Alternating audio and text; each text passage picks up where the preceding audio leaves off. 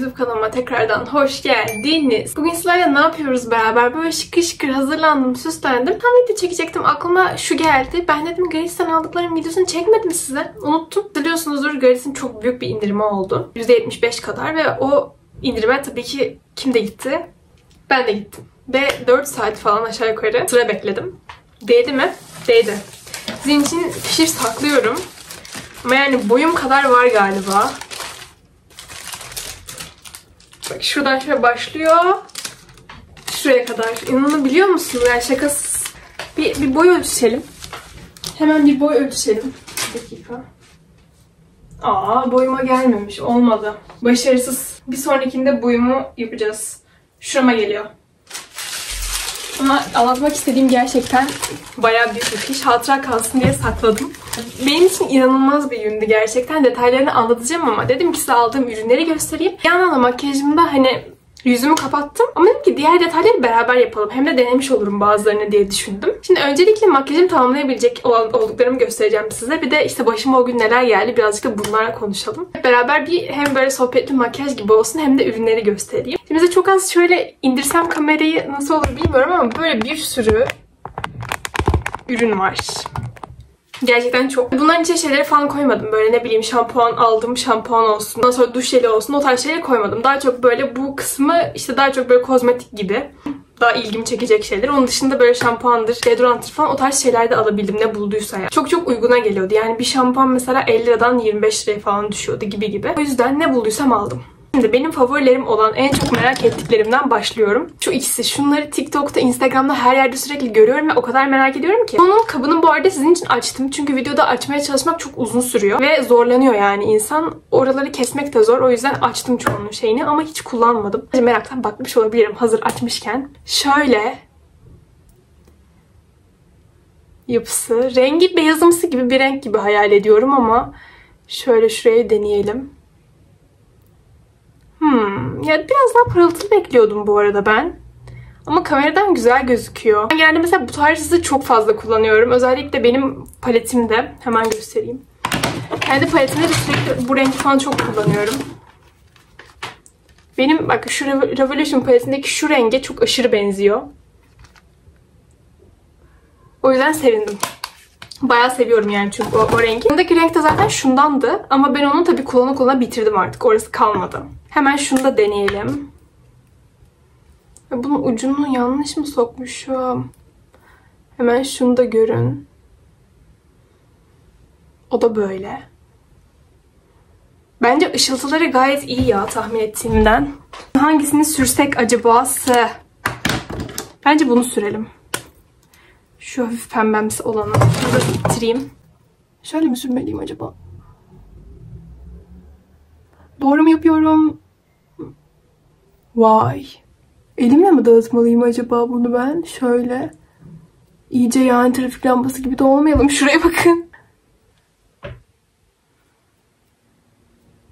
Ya gerçekten nasıl durduğunu şu an bilmiyorum ama kamerada güzel duruyor. Farkı gördünüz mü? Bayağı net bir şekilde çok aydınlık şurası. Bayağı güzel. Kırıldı. Gerçekten kendi kendime nazar değdirdim şu anda. Ne yapacağım bunu? Ne yapacağım? Yapıştırsam yapışır mı acaba? Yapışmaz ki. Neyse çaktırmadan şöyle iyice kapatıp kapağını kapatayım. Onun hal çaresine sonra bakarız. Ne yazık ki kırıldı ya. Nazar değdirdim. Gayet güzel bence fiyat performans. Yani ürünlerin tek tek fiyatlarını okumak istemiyorum açıkçası. Çünkü çok fazla ürün var. Şimdi TikTok'ta gördüğüm o meşhur ruju aldım. Flormar'ın ruju. Böyle. Numaralarını 27 numara diye hatırlıyorum. Numaralarını falan hepsini aşağıya koyarım. Bunu aşırı merak ediyordum. Çünkü şöyle pırıl pırıl yapısı. Şöyle rengi. Deniyoruz. İlk önce şey mi yapsaydım? Hayır durun. İlk önce şu benim en sevdiğim zaten dudak kalemi. Bundan yine aldım ben. Biraz da kullandım. Açtım. Çaktırmayın. İlk önce şunları çizgi yapalım. İndirimdeyken bundan da almıştım kendime yedek olması için. Çünkü rengini çok beğeniyorum. Şöyle. Şimdi deneyeceğim. Çok heyecanlıyım. Ya şu pırıltıya bakın. Biliyordum bu kadar güzel duracağını. Çok mutluyum şu an. Aradığım pırıltılı glossumsu ruju buldum. Bu arada geçen videoma ışık yetersiz abla diye bir video gelmişti. Şu an buradaki artık evime geldiğim için masa lambamı da kullanabiliyorum. Kendi ışığımı da kullanabiliyorum. O yüzden ışık çok mükemmel gözükmüyor mu sizce de? Bayıldım şu anda. Evet, ilki başarılı. Bakın yakından gösteriyorum. Nasıl parladığını görüyorsunuz değil mi? Deneyemeyeceğim size. Bir de şöyle Biolis'in rujunu almıştım. Ama rengi şöyle gösterebilirim. Bu da çok tatlı bence. Daha pembemsi bir ton. Şuraya deneyeyim onu da. Şöyle pembemsi bir renk geliyor. Dudakta daha güzel duruyor bu arada. Onu şu an size gösteremeyeceğim ne yazık ki ama bayağı güzel. Ben bunu hiç görmeden aldım bu arada. Çünkü aşırı sıra vardı. Aşırı kalabalıktı. Her yer ne bulduysam aldım yani. Bayıldım. Rengi de 626 Magenta diye geçiyor. Zaten yani gerçekten kapağındaki renkle aynıymış neredeyse. O yüzden beni şaşırtmadı. Bundan da mutluyum. Bayağı beğeniyorum yani. Bu çok fazla parlak vermiyor ama böyle bence rujun üstüne falan hoş duruyor. Böyle hafif bir glossumsu bir şey katıyor yani. O yüzden çok güzel. Onu beğendim. Şu aydınlatıcılardan aldım. Highlighterlardan. Bunlar çok güzel olacağına eminim ama şöyle ben merak edip açtım ama zor olmaması için burada açtım. Ama dışarı taşmış. Çok zıvık bir yapısı var. Şöyle. Ay bayağı yoğurt gibi. Şuraya denesek mi mesela?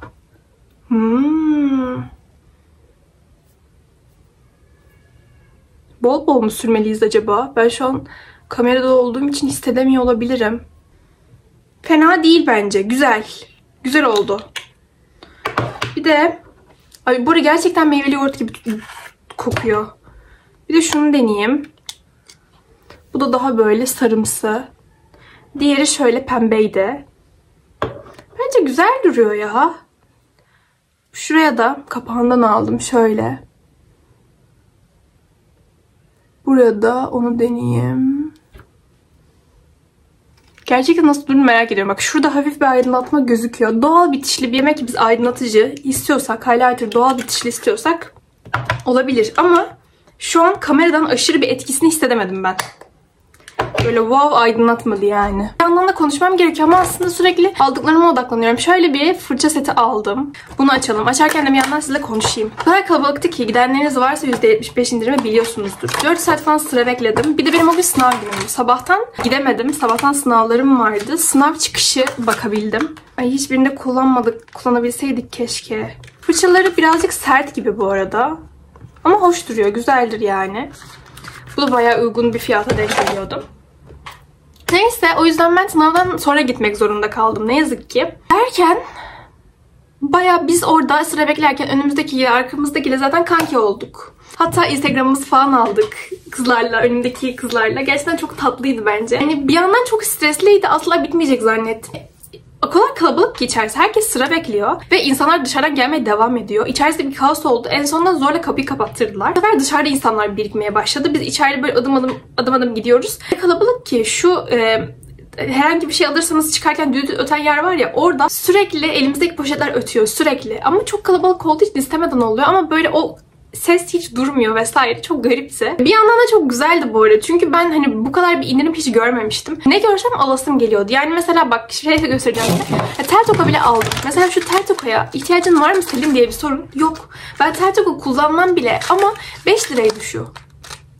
5 liraydı ve aldım. Dedim ki 5 liraya tel toka bir daha hayatımda nerede alacağım diye düşündüm. Yani belki dedim lazım olur. Hayatımın bir arasında diye o kadar böyle gereksiz her şeyi aldım ki. Ama yine de iyi ki diyorum. Yani çünkü bu fiyatlara bir daha hiçbir yerden hiçbir şey alamazdım ki. Ben bir daha Gratis'in bu kadar yüksek bir indirim yapacağını düşünmüyorum. Derken bugün Instagram'da ne gördüm? Hatta bir yandan da aklıma bu videoyu çekmek biraz da ondan geldi. Instagram'da şey gördüm. Yarın %80 indirim varmış Gratis'te ama sadece mağazalarına özelmiş. Online'da yokmuş bu sefer. Alaka bilmiyorum, şok oldum. Yani Gratis 5. yılına özel %75 yaptı, %80 ne? Onunla gitmem herhalde artık. Çünkü hani o kadar çok şey aldım ki artık yani gerek yok herhangi bir şeye. Uçak bulamam diye düşünmüştüm ama buldum bu arada.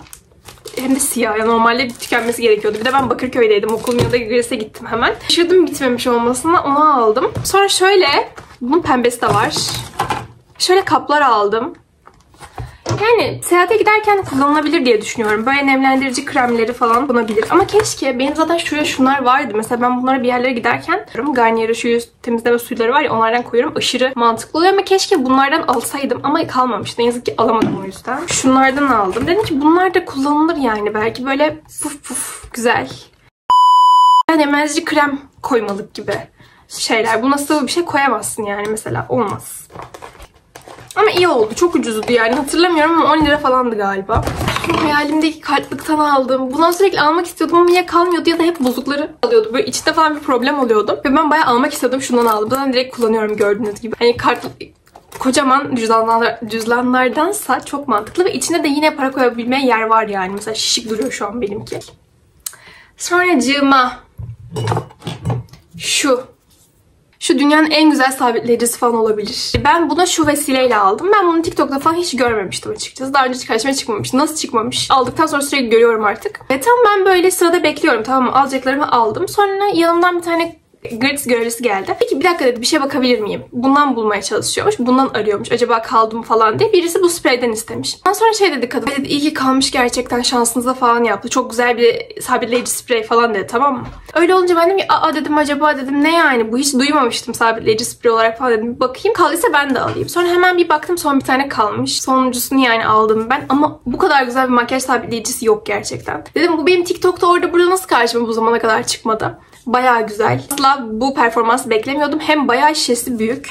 Normalde 150 liraymış bu arada ama o kadar ucuza geldi ki %75. Siz tahmin edin ne kadar denk geldiğini yani düşünün. Ve 123 milim, asla da bitmeyecek bir şey. Bayağı büyük. Benim genelde bu kadar büyük hiç olmuyordu makyaj sabitleyici şeylerim. Fıslarım. O kadar ilginç bir şey ki harbiden sabah böyle fıs fıs yapıyorsunuz, akşama kadar yüzünüz, makyajınız böyle olduğu gibi ve yaz olmasına rağmen. Normalde benim mesela hiç öyle olmaz. Hep yakınırım bu durumdan. Çok uzun konuştum bunun üzerine ama çok güzeldi çünkü. Şu Moroderm'in bu vücut nemlendiricisiymiş. Ben baştan acaba 100 ml diye düşündüm ama vücut nemlendiricimiz henüz kullanmadım.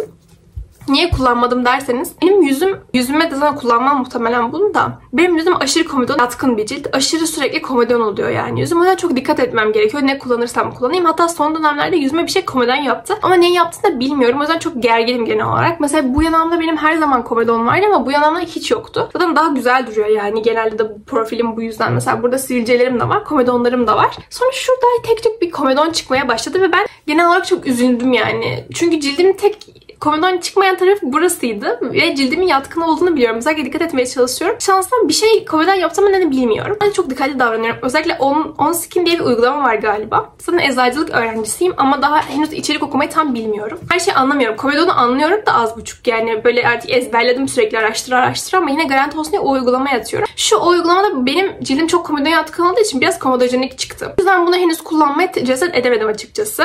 Yani bunu artık bir bilir kişiye, eczacıma falan sorup ondan sonra başlamayı düşünüyorum. Ama bunun hyaluronik asiti var. Onu özellikle o uygulamaya da attım. Çok iyiymiş yani hiç öyle şey oranı yokmuş.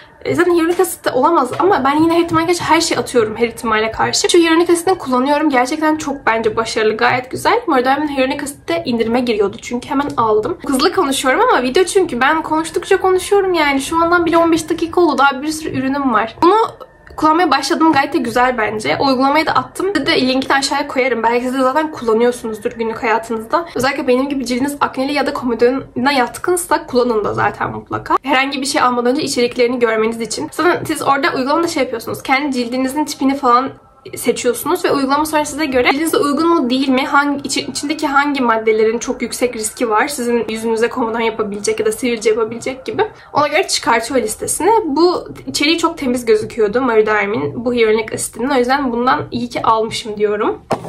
Şu Arkonem'in şeyini aldım. Hindistan cevizli vücut nemlendiricisini aldım. Bu bizim odada herkeste var. Tüm kızlarda var ve ben kokusuna bayılıyorum. Gerçekten çok güzel bir kokusu var. Hatta kızlar böyle duştan sonra bunu falan sürüyorlar. Alamıyorum, çok güzel çok güzel. En sonunda ben de aldım. Elim değdi ve aldım. Yani artık tüm yurt odacısı olarak bunu kullanıyor olacağız. Hindistan cevizli Arkonem vücut nemlendiricisi. Çok güzel kokuyor. Bayılıyorum. Size bir ağda önerisiyle geliyorum. Evet, şaşırmadınız, yüz ağdası. Şu yüz bantları Be Beauty, yani bu Gratis'in markası galiba. Gratis'in markasının şu yüz bantları o kadar güzel ki. Ben bu zamana kadar hep Sesu falan kullanıyordum. İşte bıyıklarımı almak için vesaire, yüzümde de. Ve dedim ki nasıl daha önce bunu denememişim. Ki bunu da böyle şans eseri aldım. Sesu kalmadığı için almıştım. O kadar güzel ki, aşırı böyle, nasıl diyeyim, tek çektiğinizde bütün tüylerinizi, kıllarınızı alıyor gerçekten. Muhteşem bir şey. Özellikle yüz için. Belki büyükleri falan nasıldır bilmiyorum ama eminim o da çok iyidir. İyi ki ben bu markanın şu yüz adlarını gerçekten keşfetmişim. En iyi Sesu diye Sesu kullanıyordum ama hayır, önyargılı yaklaşmamamız gerekiyormuş. Diğer markalar da gerçekten şu muhteşem. Bunu kesinlikle alın. Hayatım var. İşte onun dışında sürekli şeyler kalmamış, tamam. Deodorantlar ben sürekli Rexona'nın şu ünlü 48 saat mi bir tane deodorantı var ya, kahverengili. İlla görmüşsünüzdür. Sürekli normalde onu kullanıyorum. Ama o kalmamıştı. Sonra ben dedim ki bakayım neler kalmış. Şunu aldım. Bu da Gratis'in kendi deodorantıymış. Kokusuna bile bakmadan aldım ben bu arada. Çünkü denemeye izin vermiyorlardı. Ama o kadar güzel ki. Yani kime koklattıysam böyle mest oldu bunun kokusunda. Baya güzel bir kokusu var. Şöyle göstereyim. Sarısı yine bir Beauty'nin. Yani deodorant terörlemesi açısından falan bir şey beklemeyin. Ama mesela ben bunu genel anlamda yurtta ne bileyim işte canım deodorant sıkmak istedi diyelim. Alıyorum, sıkıyorum. Ya da mesela parfüm olarak falan kullanıyorum arada ben bunu yurtta. Bence çok mantıklı. Zaten 20 liraya falan geliyordu. Dedim ki alayım yani. Ne olacak 20 liradan. Kokusu çok güzel çıktı. Bunu bilmiyorum, isterseniz alabilirsiniz. Öyle bir fikir olsun. Almanıza çok da gerek yok ama çok güzel yani. Onun kokusunu bayağı beğendim, söyleyeyim dedim. Yine şu Be Beauty'nin ışıltılı vücut spreyinden aldım. Body Mist'inden. Kokusu wow değil ama bence çok pırıltılı. Bayağı pırıltısı var gözüküyor en azından. Böyle şuraya bir şey yapayım, deneyeyim. Nasıl olacak? Açıkçası kullanmadım. Sadece kapağını açtım şu an sizin için. Üstü çok pırıltılı gözüküyor ama gerçekten pırıldar mı? Galiba pırıldamadı. Görüyor musunuz siz? Ama yani aslında pırıldayacakmış gibi duruyor. Bakar mısınız şunun yapısına? Çok pırıltılı gibi değil mi? Yani, şu an bak ben kendim bakınca şöyle bir görebiliyorum pırıltılarını. Pırıldıyor birazcık. Evet, kamerada belli olmuyor. Pırıldıyor. Çünkü zaten yani bakar mısınız ne kadar pırıltılı olduğuna, pırıldaması gerekiyordu. Çok hızlı konuşuyorsun Selin Dursun. Çok hızlı konuşuyorsun. Gelelim. Biolis'in şu göz içlerine sürmelik beyaz kalemini aldım. Daha önce ben kullanmıyordum bu arada normalde hiç. Orada önümdeki kızlar dediler ki çok güzel hani Biolis'in beyaz kalemi de göz içlerine sürmelik. İstersen al dediler. Dedim ki alayım bir deneyeyim. Ondan aldım. Zaten direkt Biolis'in klasik kalemi. Dağıtayım birazcık.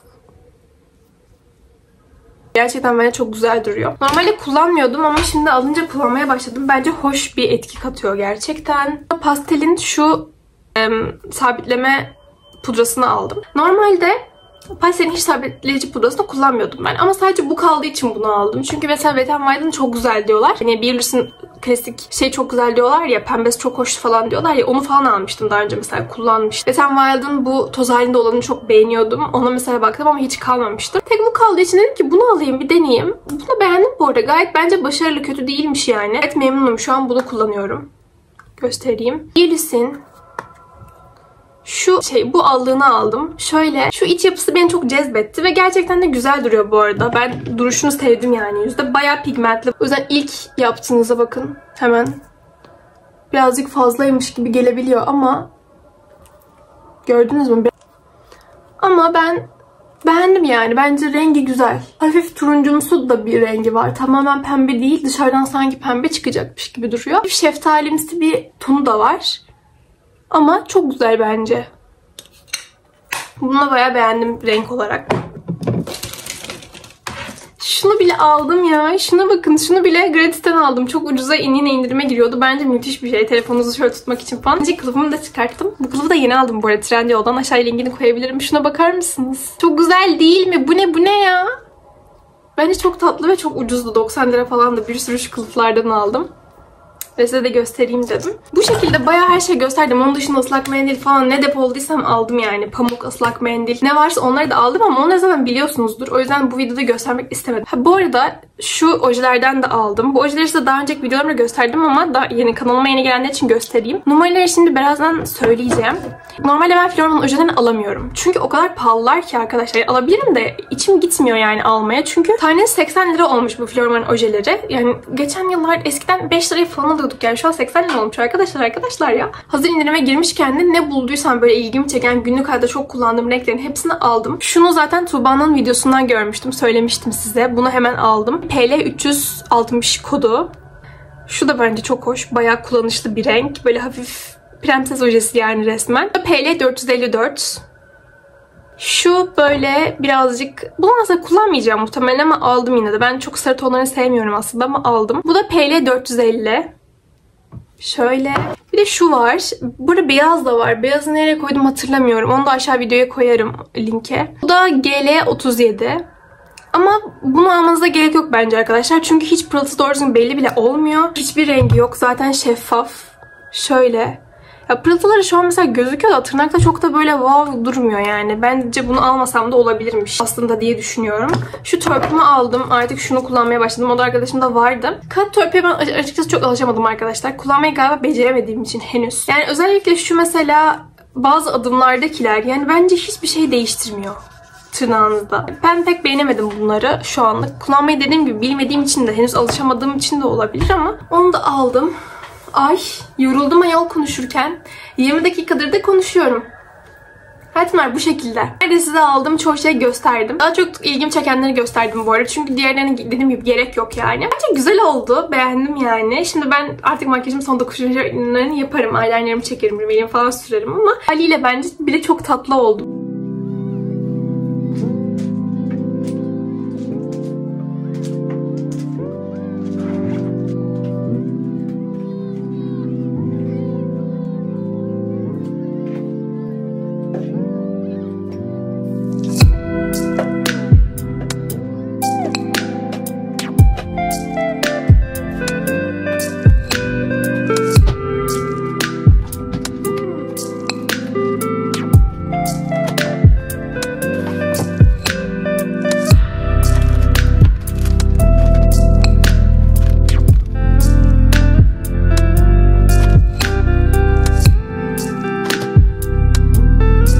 Bu arada 1000 abone olmamıza çok az kaldı. Çok heyecanlıyım o yüzden. Son 7 kişi falan kaldı. Şu an size sonundan geliyorum videonun. Bunun başına eklerim herhalde muhtemelen ya da sonuna eklerim bilmiyorum ama çok heyecanlıyım genel anlamda. Kanalımı büyütüyoruz ve artık geri dönüşleri de almaya başladım. O yüzden çok mutlu oluyorum. Hani yazdıklarınıza, mesajlarınıza, DM'lerinize yani çok heyecanlanıyorum. 1000 abone özel ne yapalım bilmiyorum. Çekiliş falan yapacağız muhtemelen. Ama eğer fikirleriniz varsa videonun altına bekliyorum. 1000 abone özel böyle sohbetli bir sorulu video çekmemizi istiyorsanız onun için de yorumlarınızı videonun altına bekliyorum. Sorularınız neyse bir abone özel video isterseniz sorularınızı benim hakkında ne merak ediyorsanız aşağı yazın. Bekliyorum. Hemen size arada geleyim dedim kapak fotoğrafı çekiliyorken. Eğer kanalıma bu videoyla geldiyseniz iyi ki geldiniz, hoş geldiniz diyorum. Artık yeni videolarda görüşmek üzere diyorum. Sizi kocaman öpüyorum. Eğer beğendiyseniz, sevdiyseniz kanalıma abone olmayı, like atmayı, videolarımı beğenmeyi unutmayın. İyi ki geldiniz, hoş geldiniz. Bay bayın.